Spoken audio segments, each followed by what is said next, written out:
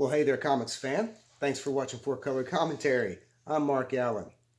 You know, when you've been partaking of this visual medium for as long as I have, years, even decades, and you observe and absorb so many finely tuned art styles, and you admire the work of so many gifted and talented artisans of this visual industry, you sometimes begin to feel a bit high class yourself.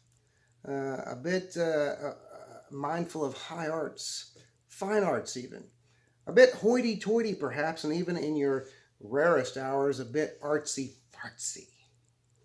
Well, when I'm feeling that way, as I am in this moment here, I go to my bookshelf and I pull off one particular volume, and that is Berni Wrightson's Frankenstein. Now I know it's actually Mary Shelley's Frankenstein, but I believe Berni Wrightson may have done more for Frankenstein than even Mary Shelley. Don't quote me on that, however. But you know, when you and you and I both know that all value is not monetary value.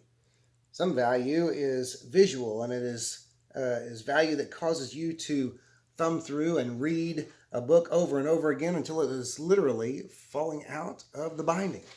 But that doesn't really matter, because even if it's falling out of the binding, it still contains panels such as this, finely crafted works of pencil and ink, the lines, the complexity, the complexity. Did I say perplexity? I'm perplexed. The complexity, the talent, the amazing casting of shadows and light. And so that's just, that's just one of the many beautiful panels that you find in such a book. It's no wonder, comic art fan, that we find ourselves feeling sometimes a bit like we're thumbing through a museum book, or that maybe we even belong in a museum, hanging in a museum perhaps. Find panels such as this cause you to gasp in wonder at Berni Wrightson's talent and skill. Though he's not with us anymore, his work will always be with us. And so, long silences are really bad for videos, especially if you're not showing beautiful panels like this. Now you might be saying, Mark, this isn't a comic book. Your channel is about comic books. Well, you're right. It is about comic books, and this is not. However, Berni Wrightson, in my estimation, perhaps yours as well, is one of the greatest artists to ever work within the panels of comic books. Therefore, a work such as this is admissible on a comic book channel. Pardon me. Now, perhaps the reason I've been feeling so artsy lately is because the last couple of videos I've been sharing art prints with you. Well, I have another set of art prints to share with you tonight. This is, in fact, a portfolio entitled The New Heroes by Neal Adams. Another wonderful artist, if not the finest storyteller.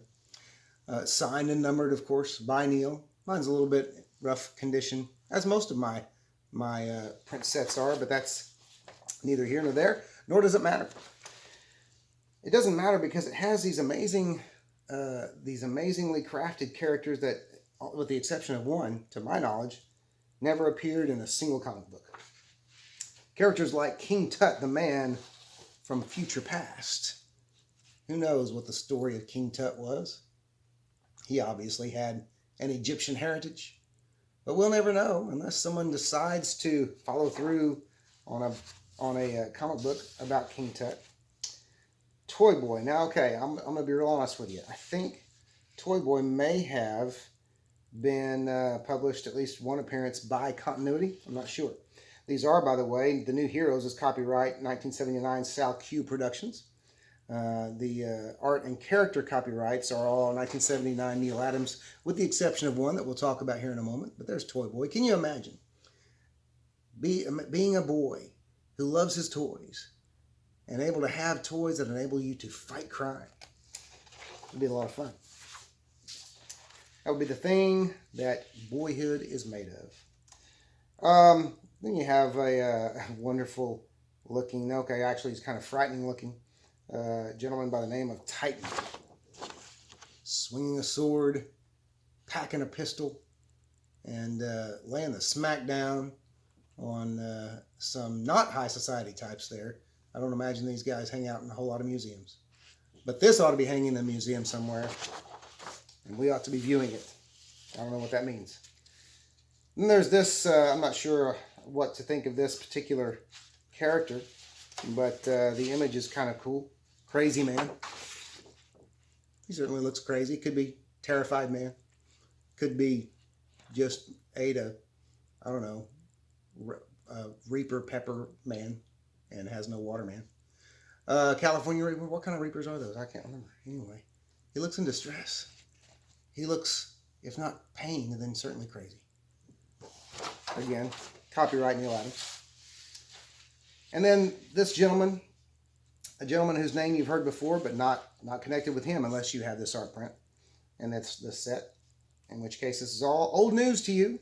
This man's name is Shaman, or Shaman, depending on how you want to pronounce it. Swinging a couple of swords there, battling supernatural monsters with his mohawk and his Fu Manchu. And so, you know, copyright Neal Adams again, but just great dynamic art there by Neal Adams. Now this last one, this is the one you have definitely seen in comics at some point. This is the one that appeared in Continuity Comics. This character had a series of their own. But there is some dispute today about who really owns this character or co-owns this character. It is actually art copyright Neal Adams, character copyright Neal Adams, and Mike Nasser, or as he is sometimes known, Netzer.